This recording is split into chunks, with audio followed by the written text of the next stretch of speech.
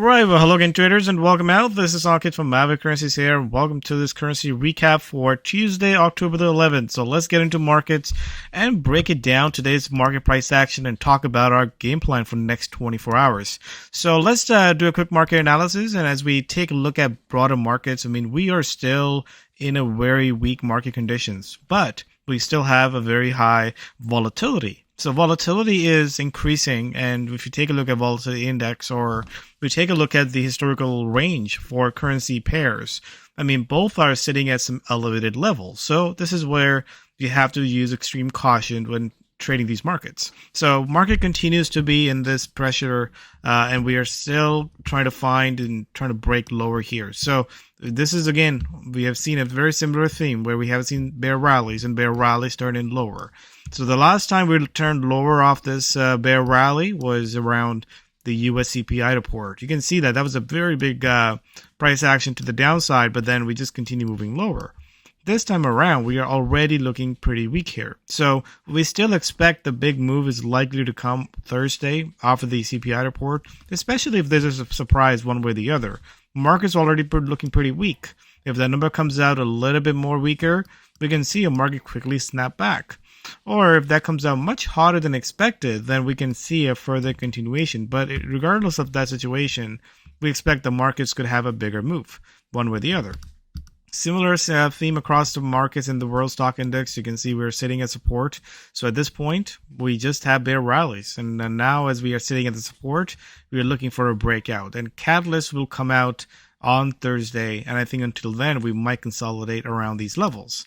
And lastly, the crypto world, not really expecting or seeing much here.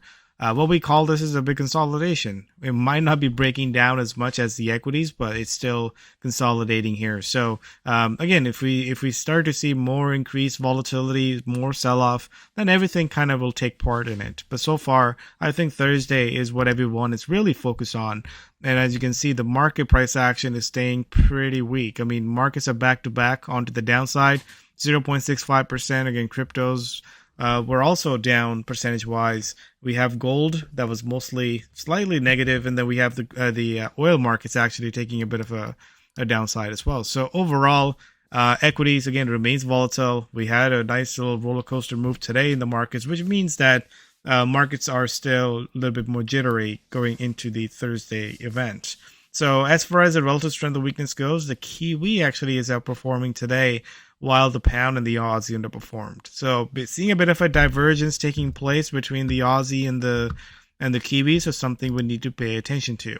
So right now, as we take a look at our outlook, nothing really has changed. If I had just come in from yesterday to today, not a whole lot of changes taken place. The markets still are in the same position. We had a rally early in the day actually, but then we just rolled over. So nothing really different to report. So tomorrow we start to get some more data, some more events that we'll start to see unfold. We have the FOMC meeting minutes. Again, that's something coming out at 2. Could be a possible mover.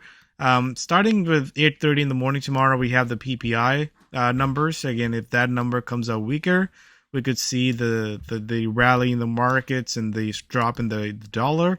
And again, vice versa. If that number comes out hotter, we could see dollar continue to strengthen and the equity market continue to weaken.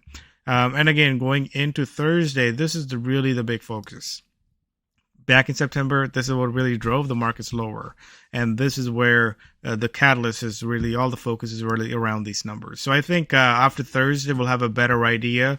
That would really set the tone for the markets. But I think until then, markets likely to be jittery and go back and forth until then. So let's do a quick currency analysis and see really what's moving percentage-wise. So doing a quick analysis on the in the crypto markets, notice that the not so the mainstream cryptocurrencies are taking a bit of a hit. Ethereum, the Bitcoin and Bitcoin Cash kind of staying around the same level. So not really much to talk about cryptos here. Again, they have been mostly uninterested for the most part of this year. Now, taking a look at currency market, this is where we can actually extrapolate some more of the movements here. So one of the things that really stand out, I know Kiwi has been one of the weaker one, but we are definitely noticing now Kiwi being a bit more volatile.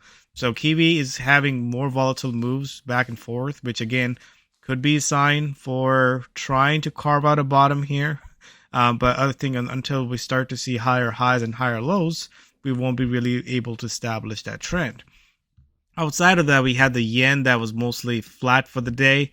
Dollar was positive, and again, if you look at the intraday movements, that's where you probably see a better movement. I mean, if you take a look at percentage move right now, it might not really give a true reflection because the dollar was down, then the dollar was up, and then the dollar was down again on some rallies. So right now, what we are noticing is the equities are really what driving these movements in currencies. When there is a flight towards safety, we see the dollar and the yen picks up, and on the other hand, we see it's a bit of a flight towards a risk taking. We start to see markets recover, and then we see currencies like Aussie and Kiwi kind of recover. But outside of that, I mean, Aussie remains weak. I still like Aussie more to the short side, especially if you take a look at these two, Aussie and the Kiwi. I think Aussie had a little bit more downside risk here. The CAD was actually a little bit on the downside, but I think the big move really came early or maybe late in this trading session from in the British pound. I think I saw some comments from Bank of England, which really maybe sparked that little sell-off in the pound. But outside of that, the Swiss franc, again, we haven't really seen a whole lot of movement in Swiss franc, and it suddenly really popped up today. So there's definitely some sporadicness to these movements where one currency will be more active than the other. Again, Swiss franc was the one that really active today, but it was not the case yesterday. So this is where it's telling you markets are volatile. You have to really take the markets on a day-to-day basis and focus on relative strength and weakness. So we have moved the Kiwi now up to a +1. The velocity looks a little bit better on the Kiwi, something we'll actually take a look at when we look at the charts. But outside of that, we downgraded the pound to a -1 based on the move that we just got. The pound actually, it looks like it wants to maybe head lower here. So we'll have to see what kind of follow through we get. But outside of that, really nothing has changed. I mean, the Swiss franc, yen, and dollar kind of in the same boat here. And then we have the Kiwi, CAD, and Euro as a +1. So notice that not a whole lot of pairing to get from this. So really the only pairing you're left with is the Aussie and the pound against some of these currencies. So that's really what's sitting right now. But like I said, we're expecting a little bit more sideways price action, more back and forth until Thursday. So let's take a look at possible trades and talk about what looks the best in the next 24 hours. So looking at the markets, especially the way they closed today, this is again not really giving us a bullish signal. We already know the market looks bearish. But if you take a look at the movements here, I mean, we are sitting right at the lows. So we are not really expecting, maybe we'll see a little bit bounce tomorrow. But if you take a look at the futures market, and you can type in the symbol US 500 in your trading view, and that'll give you the futures market. You can see the kind of day we had today. We saw a rally in the morning. We saw a sell-off by the towards the market open, and we saw another rally up, and then we see a total reversal here. This is what we call a roller coaster move. And you'll notice that there's a lot of correlation kind of working out right now because Aussie, let's take a look at Aussie dollar. It's almost mirroring that move. I mean, rally here, pull back here, rally here, and then a pull back here. So if you're trading anything like the Aussie, you're just trading the equity markets. And that's really where the moves are being driven from. So if you're feeling a little frustrated with these markets, just realize that what you're trading and volatility is high.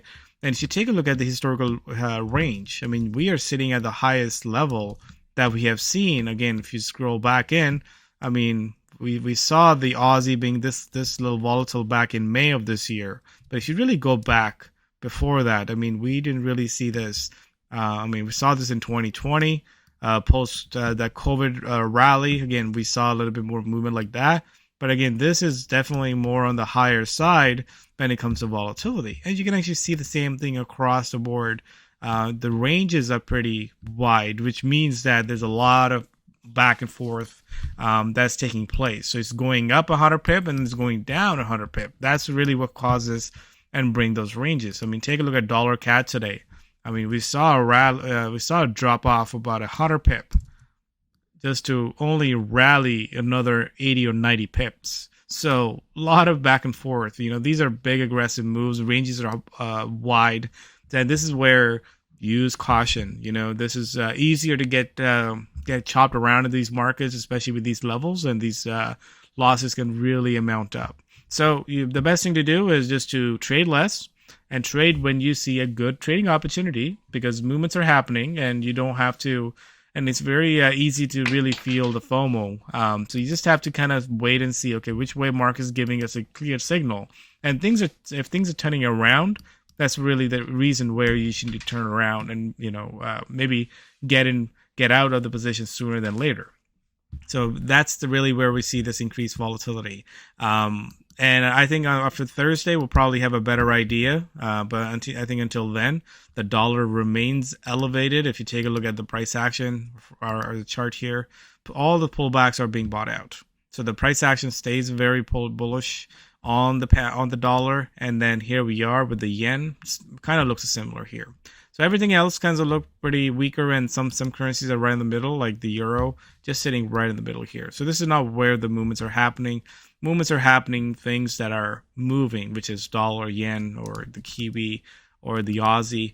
I mean, look at the price action Kiwi. I mean, we have been in this downtrend for this most part. I mean, since August, we have been in this downtrend. So I think at this point, we're seeing some bigger ranges happening here. But I think at this point, no real reason to be short or long in this current price action. I think at this point, I'll rather be short the Aussie. But Kiwi, I mean, at this point, you can see that we were in this downtrend, popped up here, pulled back. So we're seeing a volatility. So I think whenever you see some volatility like that, it's better either to just play one side, which is, again, right now the recovery, or just wait for the price action to really settle down. I mean, I think the Aussie looks more stable as far as the downtrend goes compared to the Kiwi. And that's really where Aussie Kiwi looks very interesting to me, because this is a currency pair that has really overall stayed pretty positive in this whole last few months. I mean, now we are actually getting below the 20 and testing the 50-day moving average. If it breaks below that 50-day moving average, I think there could be further downside risk. I mean, look at the trend here. We have been in this uptrend since November. We haven't really broken the 50-day moving average. I mean, going all the way back to March of this year. So I really like the way things are setting up here. We're getting lower highs and lower lows. We got this little pullback, a little rally, pullback. So I would love to see this sort of bear rallies to kind of short into if Kiwis start to perform better than the Aussie. I think that trade looks a little bit better to me here. Let's take a look at pound right now, which again, we saw a nice little sell-off here in this second half of the day. As you can see, volatility kind of picked up. We are now maybe expecting some sort of bear rally here, but I mean, let's take a look at the daily chart where the pounds look like. So we are right now wedged in between the 20 and the 50-day moving average. This chart has not been a screaming buy or a sell to me. As right now, we're just getting this price action. No idea if this will have a follow through. If it does, I would like to see this break below the 20-day moving average to maybe start that downtrend again. But I think right now markets are start to consolidate a bit here, try to figure out where's the next big move. So I think until then we'll probably see some pop here and there, but that might not just have the biggest follow through. I mean, look at the Swiss franc, which hasn't really been the biggest mover. Had a decent little move up to the side here, but again, follow through, I really doubt that will have a big follow through. So I'm sitting more on the sidelines until Thursday. That's really my game plan here. I'll see tomorrow, especially off the PPI report in the morning. Maybe there's a movement off of that, but my real focus is on Thursday. And a lot of times around these big events, is better to keep the powder dry. This is easier to continue trading. Max out your limit for your loss limit for the week. And when the big event happened, then you're just not in the game. So make sure that you're setting yourself up to be there when the big movements like happen, and that's around the news event and even after follow through.